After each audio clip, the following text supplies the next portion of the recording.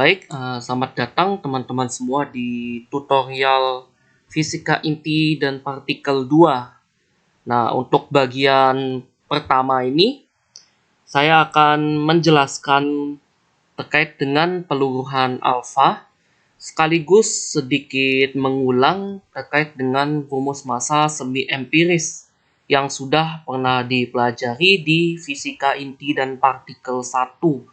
Ya, jadi saya akan langsung saja ya. Jadi to the point, rumus-rumus yang akan digunakan, kemudian besaran-besaran apa saja yang akan dipakai gitu beserta satuannya, dan nanti akan ada contoh soal juga ya teman-teman.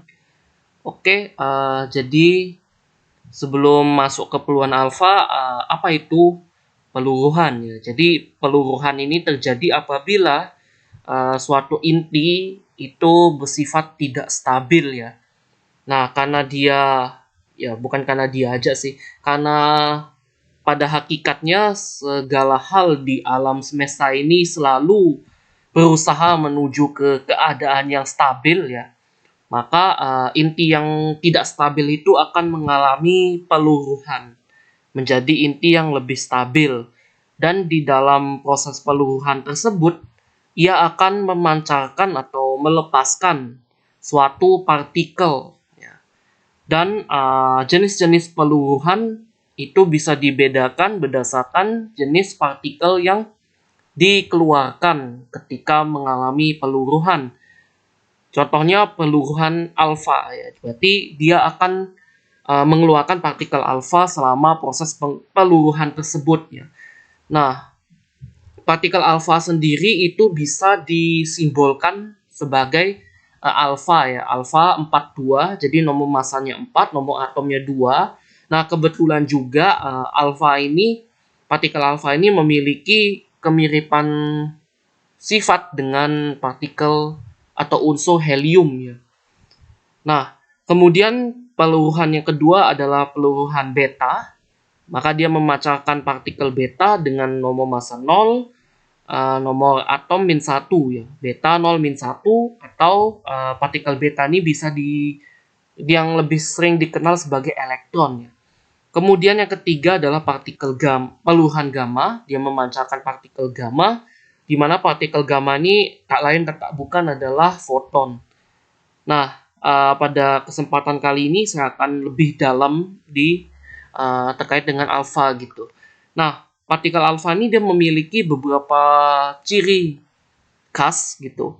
Yang pertama adalah dia bermuatan positif, maka dia akan terdefleksi oleh medan listrik dan medan magnet. Kemudian partikel alfa ini juga memiliki kemampuan ionisasi yang tinggi. Artinya dia ketika menumbuk suatu unsur, maka dia dia lebih mudah menyebabkan unsur tersebut terionisasi seperti itu. Kemudian partikel alfa juga memiliki kemampuan penetrasi yang rendah. Kemampuan penetrasi ini maksudnya adalah kemampuan untuk menembus suatu bidang gitu, atau suatu lempengan, contohnya lempengan aluminium seperti itu.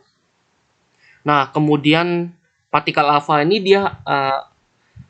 peluruhan alfa dia hanya terjadi pada inti beratnya. Inti berat ini maksudnya adalah dengan nomor massa lebih dari 50.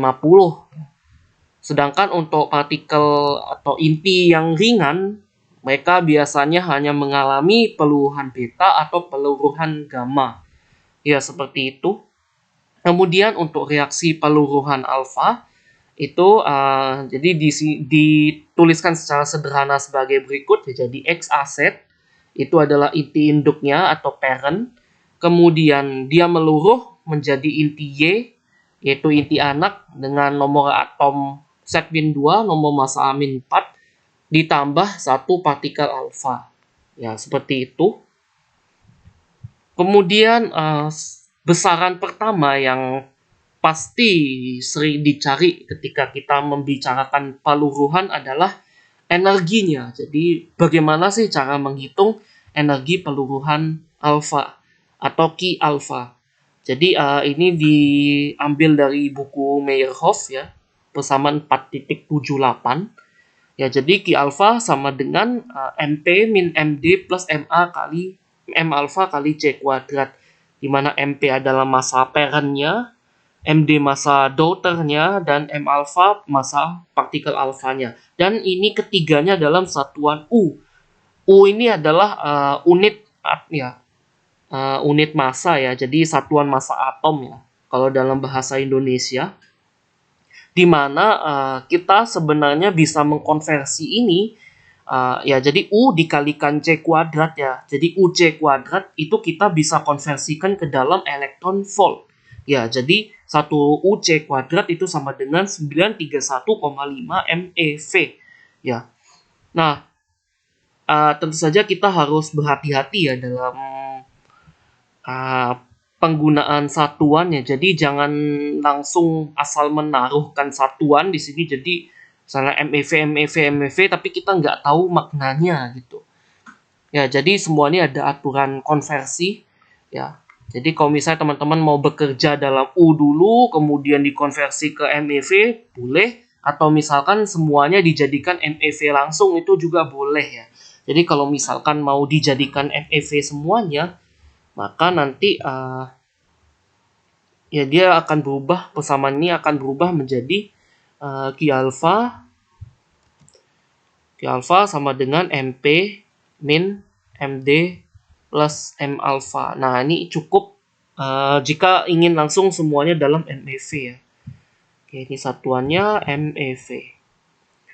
Nah, jadi di sini ya kita juga dalam buku Meyerhof ini perlu memperhatikan terkait dengan penggunaan satuan ya. Jadi di buku Meyerhof ini rata-rata menggunakan satuan CGS ya.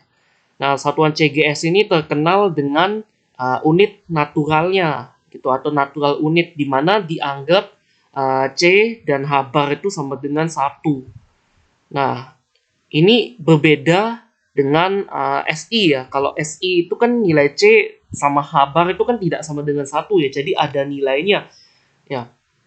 Maka itu saya tekankan lagi bahwa teman-teman harus memperhatikan penggunaan satuan.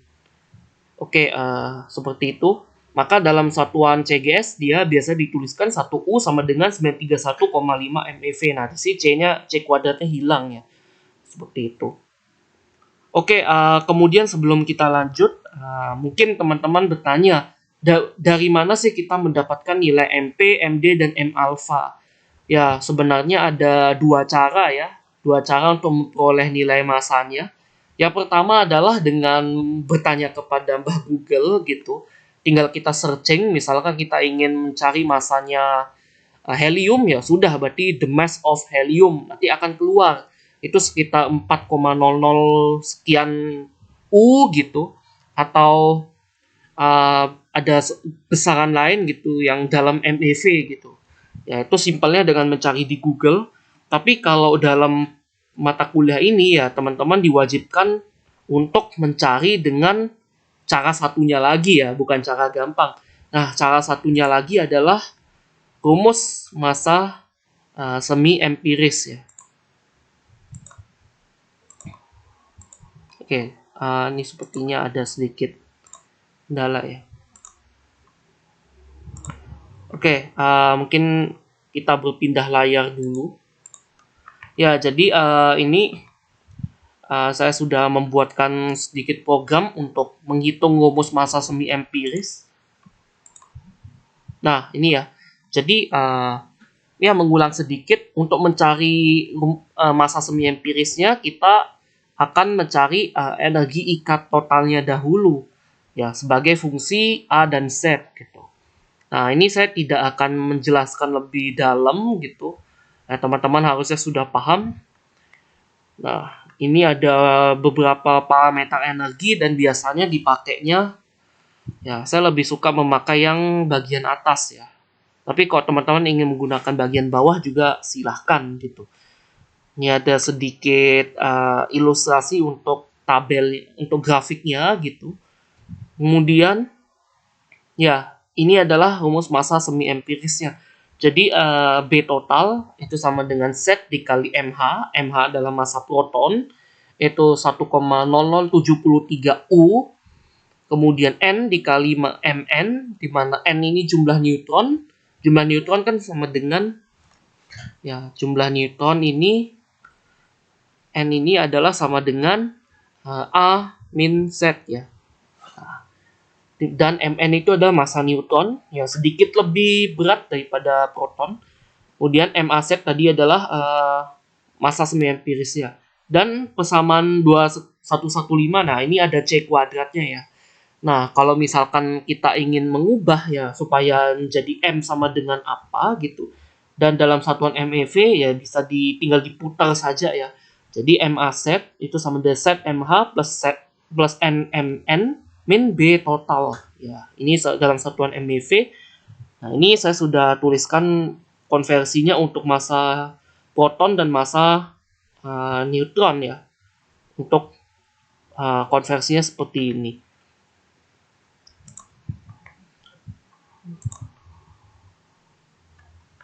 Oke, mungkin kita lanjut lagi ke pembahasan kita. Ya, kita sudah membahas energi peluruhan alfa.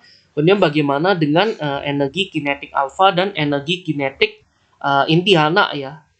Maka ternyata ada rumus yang sangat sederhana, ya. Jadi energi kinetik alfa ini bisa didekati dengan persamaan nih. Jadi A-4 per A kali Q alfa, di mana Q alfa tadi energi peluruhan alfa.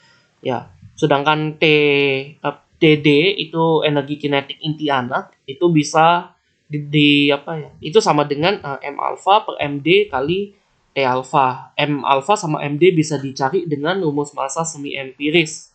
Seperti itu. Nah, kemudian bagaimana dengan energi separasi alfa? Ya, ini yang ketiga. Oke, mungkin saya beri label saja, ya. Jadi ini nomor 1. Kemudian ini nomor 2 dan ini nomor 3. Nah, yang ketiga ada energi separasi alfa, itu sama dengan energi pemutusan ikatan alfa, ya.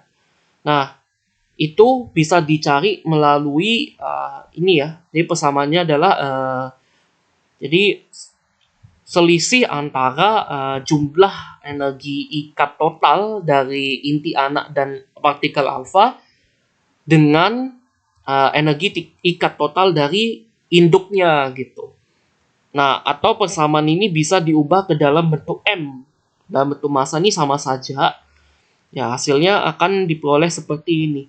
Dan ternyata kalau kita telusuri lagi, kita bandingkan dengan energi peluruhan alfa, ternyata S alfa ini adalah negatif dari Q alfa. Ya, seperti itu. Nah, tapi nanti ketika teman-teman mengerjakan ujian, ya jangan sampai teman-teman mencari Q alpha terus langsung S alpha-nya demikian. Enggak. Ya, tapi teman-teman harus mencarinya lagi menggunakan massa yang ini, menggunakan selisih massa. Tapi nanti S alpha sama dan min Q alpha ini sebagai pembuktian aja, sebagai pengecek gitu. Apakah teman-teman mengerjakannya sudah benar atau belum. Seperti itu. Kemudian yang keempat adalah waktu paruh peluruhan alfa atau T setengah alfa, ya. Nah, ini menggunakan persamaan Geiger-Nuttall, ya. Atau sudah dituliskan ya dalam buku Meyerhof persamaan 483. Nah, persamaannya seperti ini. Jadi ini hanyalah pendekatan, ya teman-teman. Bukan rumus eksak untuk mencari nilai yang sesungguhnya, karena yang namanya pendekatan pasti ada beberapa aproksimasi atau pembulatan yang menyebabkan hasilnya pasti memiliki ralat dari nilai sesungguhnya atau nilai hasil eksperimen, seperti itu, ya teman-teman. Nah, di sini Q alpha itu dalam MeV, ya, dan T setengah ini dalam sekon.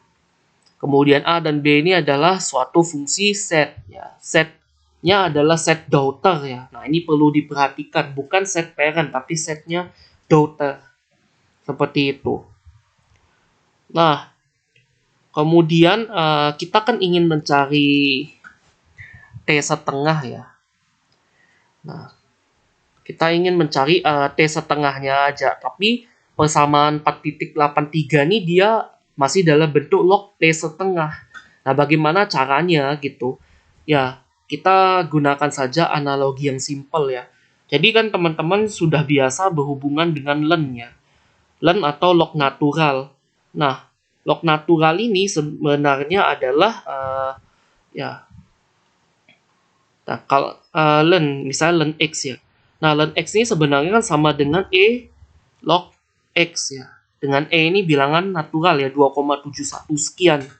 Nah, kalau kita ingin menghilangkan lennya, ya kita kan tinggal memangkatkannya dengan gitu. Len x itu kan sama dengan x. Nah, seperti itu. Tapi bagaimana dengan log gitu ya? Bagaimana dengan log x gitu? Log atau ganti warna ya, biar nggak bosan. Ya kita. Bagaimana dengan log x? Nah, log x itu kan sama dengan 10 log x. Nah, kalau kita ingin menghilangkan lognya, maka kita jadikan 10 sebagai basis, kemudian pangkatkan dengan log x. Maka ini akan menjadi x. Seperti itu. Nah, maka kita bisa memanfaatkan ini ke dalam persamaan 4.83 menjadi 10 log T setengah alfa itu akan sama dengan A plus B per belum belum dipangkatkan ya. Ya 10 pangkat A plus B per akar Q alfa ya. Nah, maka ini menjadi T setengah alfa itu sama dengan 10 pangkat A plus B per akar Q alfa. Nah, ini kita sudah selesai ya.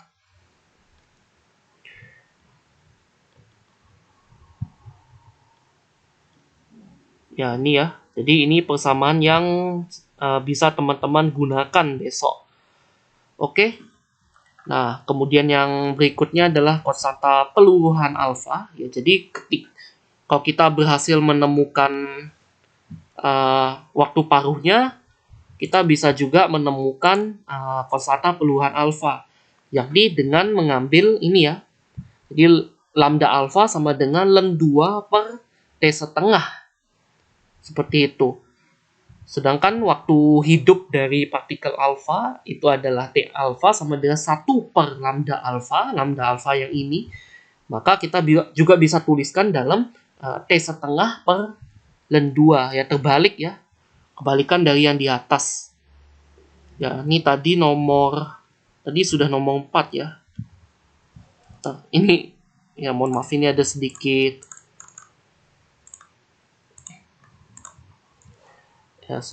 error ya. Ini 5, ini 6 ya. Warna hitamnya tidak bisa keluar. Oke, itu untuk besaran-besaran yang perlu diketahui. Kemudian kita coba ke contoh soal ya.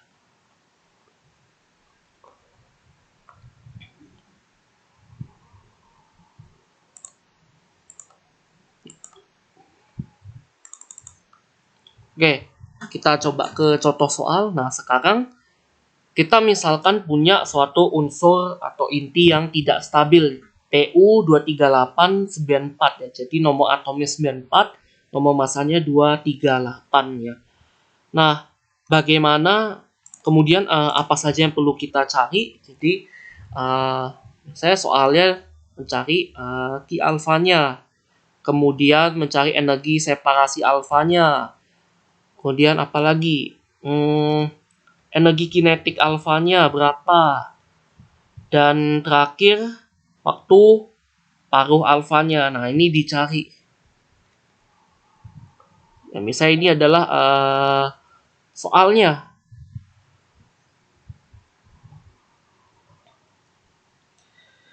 Nah, bagaimana caranya ya? Ternyata gampang sekali ya teman-teman. Kita tinggal pakai aja rumus yang sudah ada.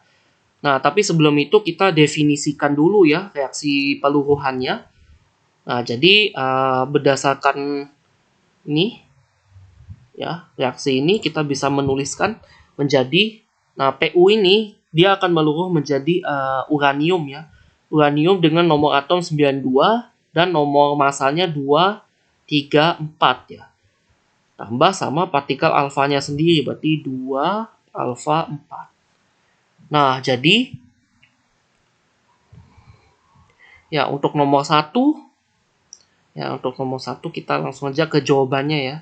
Di jawabannya untuk nomor 1 kita bisa dapatkan bahwa Q alpha itu sama dengan selisih antara massa parent, berarti massanya Pu, dikurangi dengan jumlah dari massanya uranium 234 ditambah, atau saya tulis begini aja ya, karena biasanya atom atau unsur-unsur seperti ini dia punya banyak isotop ya. Jadi Pu 238 dikurangin massa uranium 234.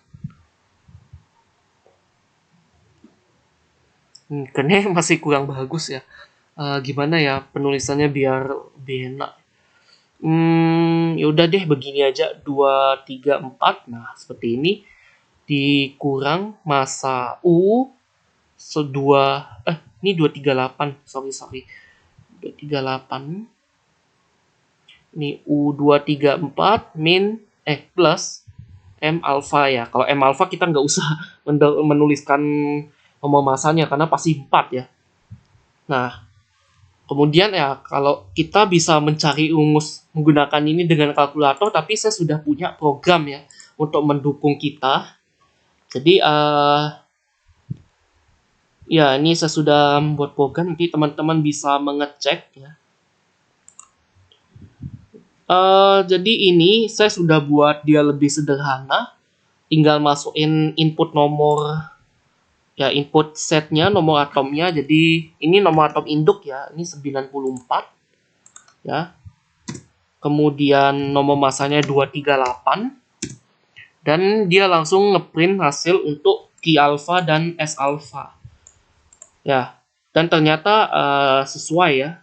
Jadi hasilnya untuk Q alpha itu 11,94258. Ya, jadi langsung aja saya tulis Q alpha sama dengan 11,942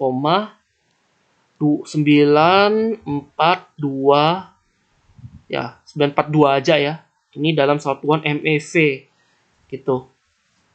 Nah, yang kedua adalah S alpha. Kalau S alpha berarti kan kebalikannya.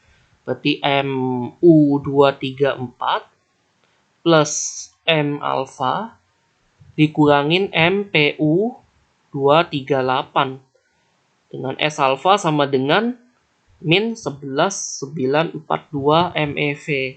Nah, ternyata benar ya. Benar cocok dengan dengan teori tadi itu. Ya, yang ini ya, S alpha sama dengan min Q alpha. Kemudian yang ketiga, bagaimana dengan T alpha? Ya. 3. T alpha itu kan sama dengan ya ini mendekati ya A-4 per A kali Q alpha ya. Jadi T alpha ini selalu lebih kecil daripada Q alpha. Nah, ini sama dengan ya tinggal dimasukin aja. Jadi A-4-nya adalah 238-4 per 238 kali 11,942 MeV. Ya, ini akan menghasilkan nilai, oke kita cari aja langsung ya. Nah, ini hasilnya adalah 11,741 atau 742 ya. 11,742 MeV. Ya, terbukti ya bahwa nilai T alpha ini selalu lebih kecil daripada nilai Q alpha. Nah, yang terakhir adalah mencari T paruh, waktu paruh dari alpha. Ya, ini menggunakan persamaannya tadi ya, persamaan Geiger-Nuttall yang sudah dimodifikasi ya. Jadi ini adalah ini sama dengan 10 pangkat A plus B per akar Q alfa. Ya. Jadi di sini kita mesti nyari A-nya berapa, B-nya berapa. Kemudian Q alfa kita sudah tahu ya dari atas ini 11,942 ya. Nah, di sini saya langsung aja ke rumusnya ya. Jadi ingat bahwa set D ya. Bahwa ini ini adalah Q untuk A dan B itu menggunakan set daughter ya. Jadi inti anak, jadi di sini programnya saya harus kurangi 2 gitu. Kurangi 2. Dan ternyata hasilnya diperoleh ini ya, waktu paruhnya sebesar 4,4705 ya. Kali 10 pangkat min 12 sekon. Wah, cepat sekali berarti ya. Jadi ini sama dengan 4,47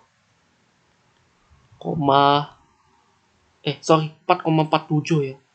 4,47 ya kali 10 pangkat min 12 sekon. Nah, ini adalah waktu paruh peluruhannya. Jadi luar biasa cepat seperti itu. Kemudian nilai lambdanya atau konstanta peluruhan alfanya ya, berarti kan misalnya lambda alfa berarti kan sama dengan ln 2 per E setengah alfa. Ya, ini sama dengan besar ya. Berarti ini berapa nih? 15. Ini 3, 6, 9, 12 ya. Berarti 1,55